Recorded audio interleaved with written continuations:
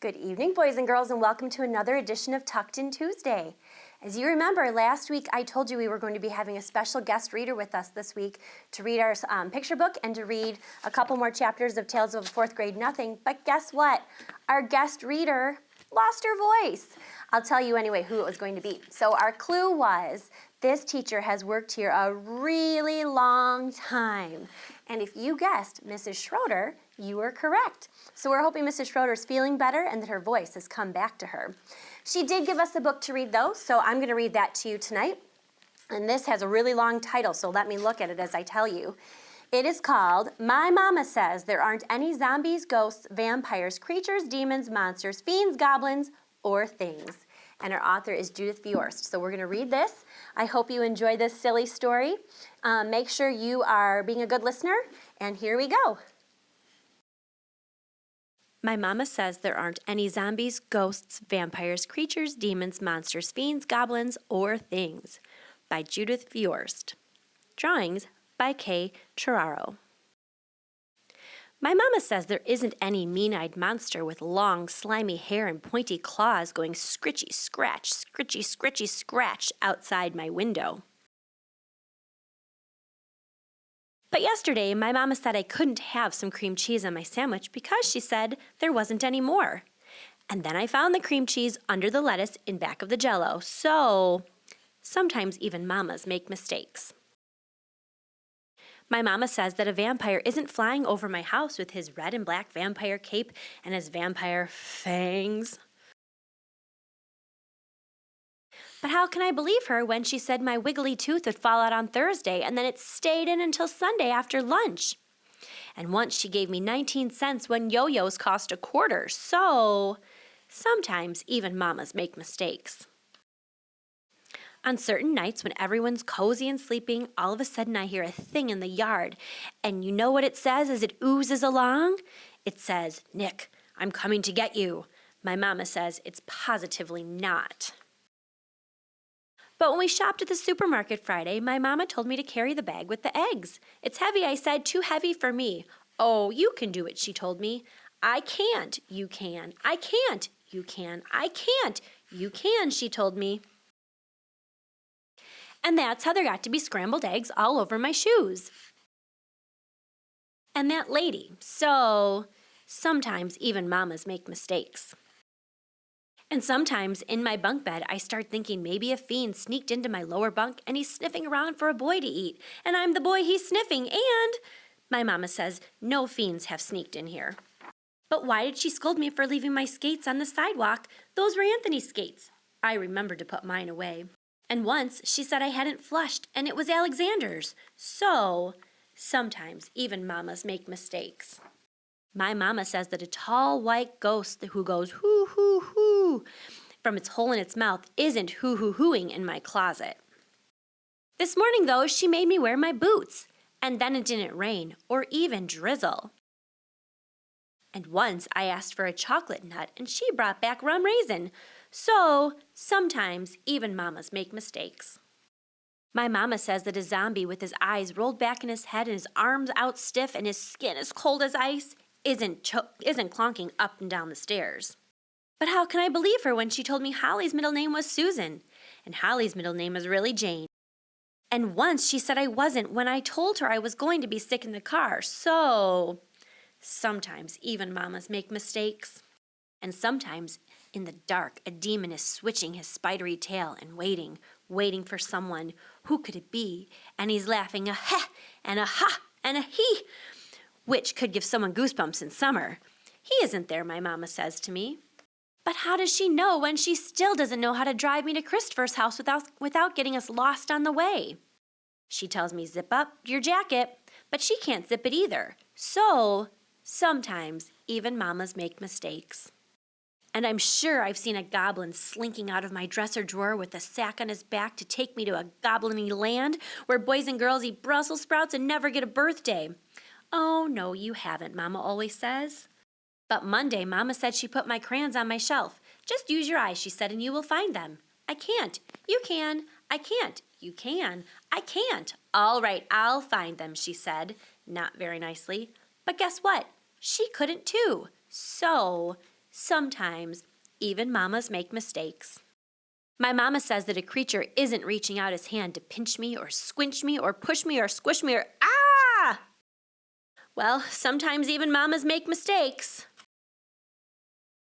But sometimes they don't. The end. Did you like that story? Poor Nick, it seems like he's afraid of a lot of different things, right? But I'm really glad at the end it turned out that that creature was just his mama. All right, let's move on to Tales of a Fourth Grade Nothing. If you remember last time when we read, we met Peter Hatcher and his brother Fudge. And Fudge is a little bit of a stinker, right? He's about 2 or 3 years old, and he gets himself into lots of trouble. All right, our next chapter is called The Family Dog, Chapter 3. All right, put those listening ears on. Nobody ever came right out and said that Fudge was the reason my father lost the Juicio account, but I thought about it. My father said he was glad to get rid of Mr. Yarby. Now he could spend more time on his other clients, like the Toddler Bike Company. My father is in charge of their new TV commercial. I thought maybe he could use me in it since I know how to stand on my head, but he said he wasn't planning on having any headstanders in the commercial. My grandma taught me how to stand on my head when I spent the night at her house. I can stay up for as long as 3 minutes. I showed my mother and my father and Fudge that I can do it right in the living room. They were all impressed, especially Fudge. He wanted to do it too, so I turned him upside down and tried to teach him, but he always tumbled over backwards. Right after I learned how to stand on my head, Fudge stopped eating. He did it suddenly. One day he ate fine, the next day, nothing.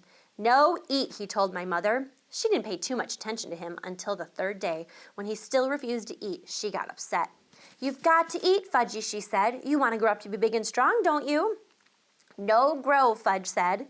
That night, my mother told my father how worried she was about Fudge. So my father did tricks for him while my mother stood over his chair trying to get some food into his mouth. But nothing worked, not even juggling oranges. Finally, my mother got the brilliant idea of me standing on my head while she fed Fudge. I wasn't very excited about standing on my head in the kitchen. The floor is awfully hard in there. But my mother begged me.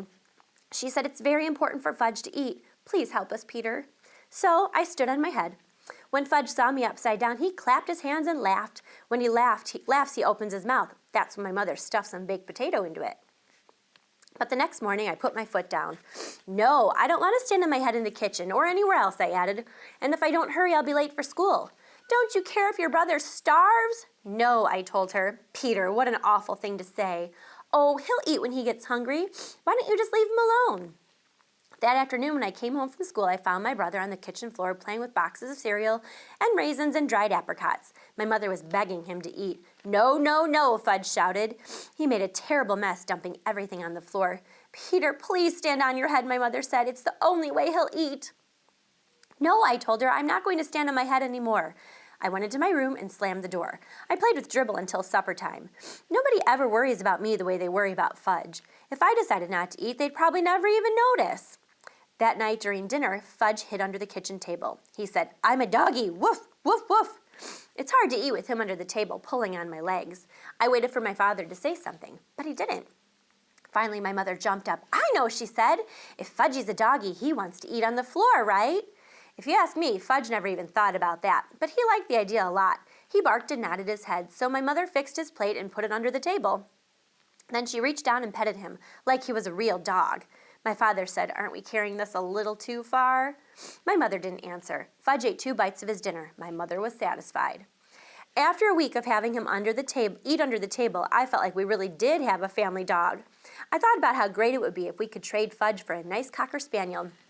That would solve all my problems. I'd walk him and feed him and play with him. He could even sleep on the edge of my bed at night.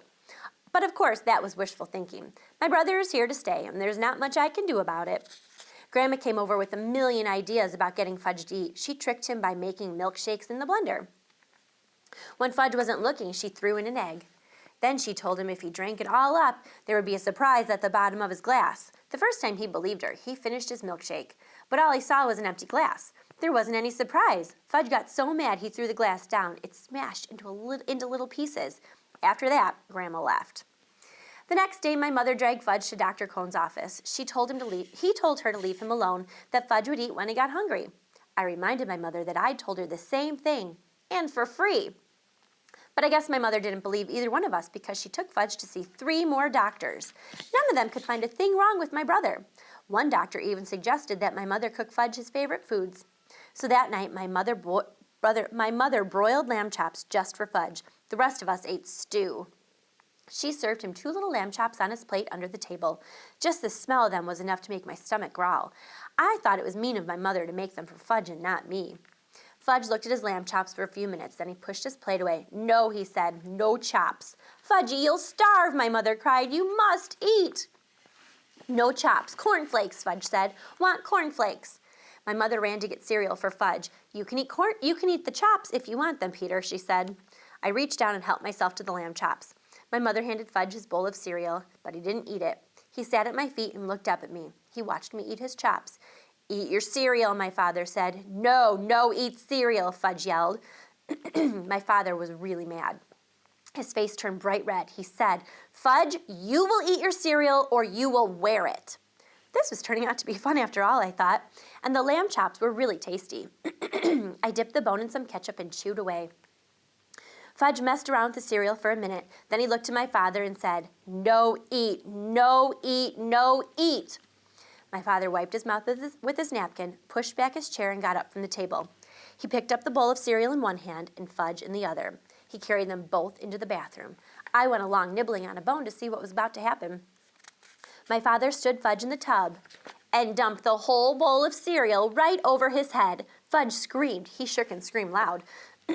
My father motioned for me to go back to the kitchen. He joined us in a minute. We sat down and finished our dinner. Fudge kept screaming. My mother wanted to go to him, but my father told her to stay where she was. He'd had enough of Fudge's monkey business at mealtimes. I think my mother was really relieved that my father had taken over. For once, my brother got what he deserved, and I was glad. The next day, Fudge sat at the table again in his little red booster chair where he belongs. He ate everything my mother put in front of him. "No more doggy," he told us. And for a long time after that, his favorite expression was, "Eat it or wear it." All right, chapter 4 is called My Brother the Bird. We live near Central Park. On nice days, I like to play there after school. I'm allowed to walk over by myself as long as I'm going to be with friends. My mother doesn't want me hanging around the park alone.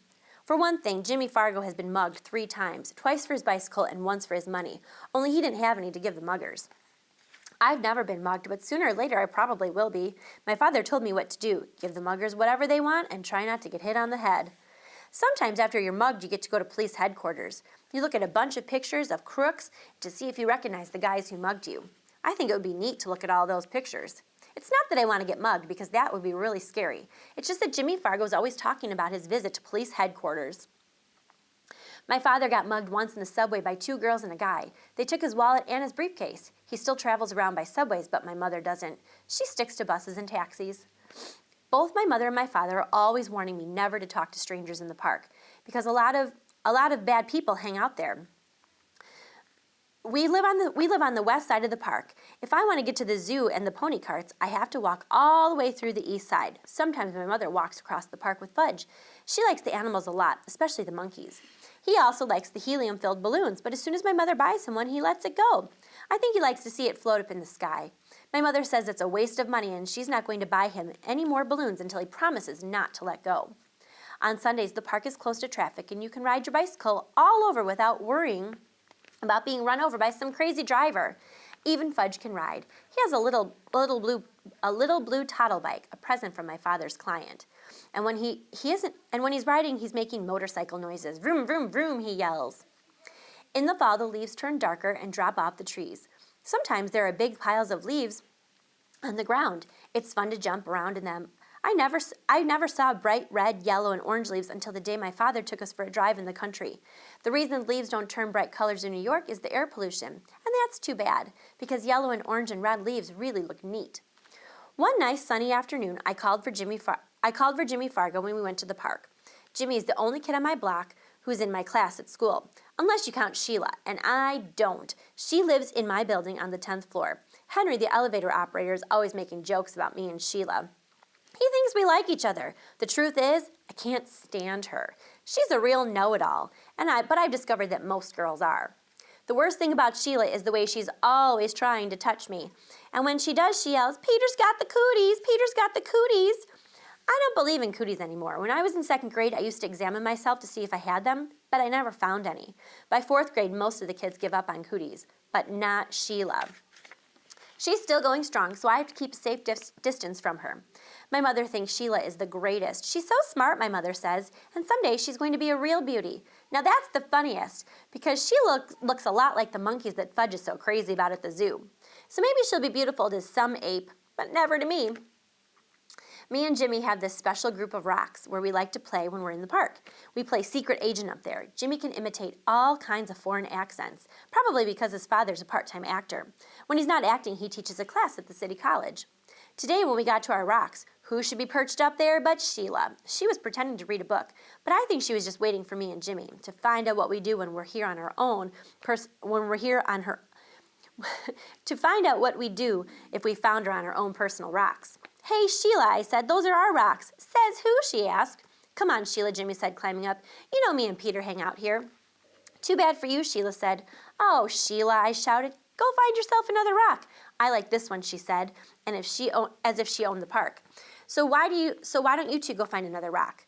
Just then, who should come tearing down the path but Fudge? My mother was right behind him, hollering, Fudgy, wait for Mommy. But when Fudge gets going, he doesn't wait for anybody. He was after some pigeons. Birdie, here, Birdie, he said. That brother of mine loves birds. But he can't get it through his head that the birds aren't about to let him catch them. Hi, Mom, I said. My mother stopped running. Peter, am I glad to see you? I can't keep up with Fudge. Mrs. Hatcher, Sheila called, scrambling down from our rock. I'll watch Fudge for you. I'll take very good care of him. Can I, Mrs. Hatcher? Oh, please. Sheila jumped down and begged some more. Jimmy gave me an elbow in the ribs. He thought that my mother would let Sheila watch Fudge and then we'd get rid of her. We'd be free to play secret agent, but Jimmy didn't know that my mother would never trust Sheila with her dear little boy. Fudge, in the meantime, was screaming, come back, birdies, come back to Fudgy. Then my mother did a strange thing. She checked her watch and said, you know, I do have to run back to the apartment. I forgot to turn on the oven. Do you really think you could keep an eye on Fudge for just 10 minutes? Of course I can, Mrs. Hatcher, Sheila said. I know all about babysitting from my sister. Sheila's sister Libby is in 7th grade. She's about as beautiful as Sheila. The only difference is she's bigger. My mother hesitated. I don't know, she said. I've never left Fudge before. She looked at me. Peter, what? Will you and Jimmy help Sheila watch Fudge while I run home for a minute? Oh, Mom, do we have to? Please, Peter, I'll be right back. I'll feel better if all 3 of you are watching him. What do you say? I asked Jimmy. Sure, he answered. Why not? But I'm in charge of Fudgy, aren't I? Sheila asked my mother. Well, I guess so, my mother said to Sheila. You probably do know more about babysitting. Why don't you all go take Fudge over to the playground, then I'll know where to find you. Swell, Mrs. Hatcher, Sheila said. Don't you worry, Fudgy will be just fine. My mother turned to Fudge. Now you be a good boy for 10 minutes. Mommy will be right back, okay? Good boy, Fudge said. Good, good, good. As soon as my mother was gone, Fudge took off. Can't catch me, he hollered. Can't catch Fudgy. Go get him, Sheila, I said. You're in charge, remember? Me and Jimmy horsed around while Sheila ran after Fudge. When she caught him, we decided we better go to the playground like my mother said. It's a lot easier to keep an eye on him in a smaller place. Anyway, Fudge liked to climb on the jungle gym, and that way he couldn't get lost. As soon as we got to the playground, Sheila started chasing me. Peter's got the cooties, Peter's got the cooties, she yelled. Cut that out, I said. So she chased Jimmy. Jimmy's got the cooties, Jimmy's got the cooties. Me and Jimmy decided to fight back. So what if she's a girl? She started it. We grabbed her by the arm. She squirmed and tried to get away from us, but we wouldn't let her go. We hollered really loud, Sheila's got the cooties, Sheila's got the cooties. All 3 of us were so busy fooling around that we didn't notice Fudge up on the jungle gym until he called, Peeta, Peeta. That's how he says my name. What? I asked. See? Fudge flapped his arms around. Fudgy's a birdie, Fudgy's a birdie. Fly, birdie, fly. That crazy kid, I thought, running to the jungle gym with Jimmy and Sheila right behind me. But it was too late. Fudge already found out he didn't have wings. He fell to the ground. He was screaming and crying, and his face was a mess of blood. I couldn't even tell where the blood was coming from at first. Then Jimmy handed me his handkerchief. I don't know how clean it was, but it was better than nothing. I mopped some blood off Fudge's face. Sheila cried, It wasn't my fault. Honest, it wasn't. Oh, be quiet, I told her. He's really a mess, Jimmy said, inspecting Fudge, and his teeth are gone too. What are you talking about? I asked Jimmy. Look at his mouth, Jimmy said. Now, while he's screaming, see? He's got a big space where he used to have front teeth. Oh, no, Sheila screamed. He's right. Fudgy's teeth are gone. Fudge stopped crying for a minute. All gone, he asked. Open your mouth wide, I said. He did, and I looked in. It was true. His top 2 front teeth were missing. My mother's going to kill you, Sheila, I said. Was I glad I wasn't left in charge of my brother? Sheila cried louder. But it was an accident. He did it to himself. You'd better find his teeth, I said. Where should I look? Sheila asked. On the ground, of course. Sheila crawled around looking for Fudge's teeth while I tried to clean him up some more.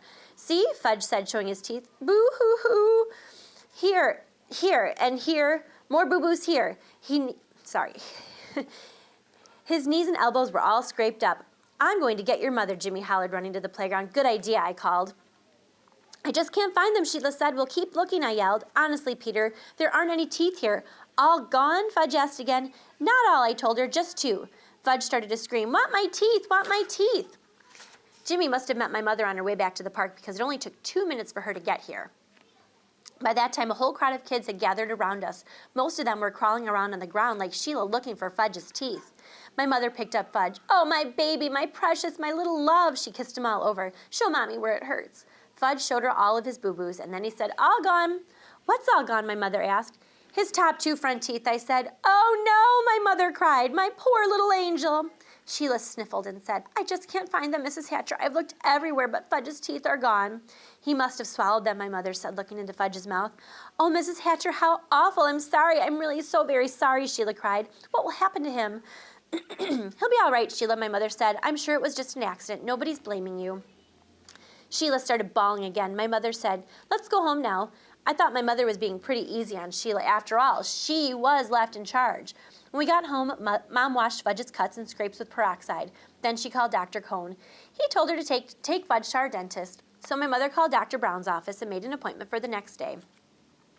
When that was done, she gave Fudge some socks to play with.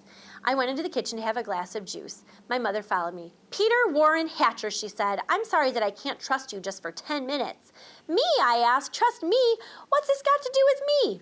My mother raised her voice. I left your brother with you for 10 minutes and just look what happened to him. I'm so mad at you.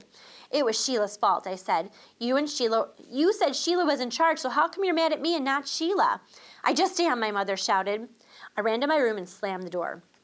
I watched Dribble walk around his favorite rock. My mother's the meanest mother in the whole world, I told my turtle. She loves Fudge more than me. She doesn't even love me anymore. She doesn't even like me. Maybe I'm not her real son. Maybe somebody left me in a basket on her doorstep. My real mother probably is a beautiful princess. I'll bet she'd like to have me back. Nobody needs me around here, that's for sure. I didn't eat much supper that night, and I had a lot of trouble falling asleep. The next morning, my mother came into my room and sat down on my bed. I didn't look at her. Peter, she said. I didn't answer. Peter, I said some things yesterday that I didn't really mean. I looked at her. Honest, I asked. Yes. You see, I was very upset over Fudge's accident, and I had to blame somebody, so I picked on you. Yes, I said, you sure did. It wasn't your fault, though, I know that. It was an accident, and it could have happened even if I had been on the playground myself. He wanted to fly, I said. He thought he was a bird. I don't think he'll try to fly again, my mother said. Me neither, I told her. Then we both had a laugh, so I knew she was my real mother after all. All right, we're going to stop there. I wonder what other kind of adventures Fudge and Peter are going to get into as our book continues. Okay, so next week, hopefully our teacher friends will have their voices and can read to you, but I am going to give you another clue. And next week I'll tell you there's not going to be one guest reader, there are going to be 2 guest readers. And the clue is, these teachers' favorite character is a pig who is funny and likes buttery toast. I wonder who that can be. I guess you'll have to find out next week when you tune in. So, I hope your teeth are brushed, I hope your jammies are on, and I hope you're tucked in tight. Have a great night, boys and girls.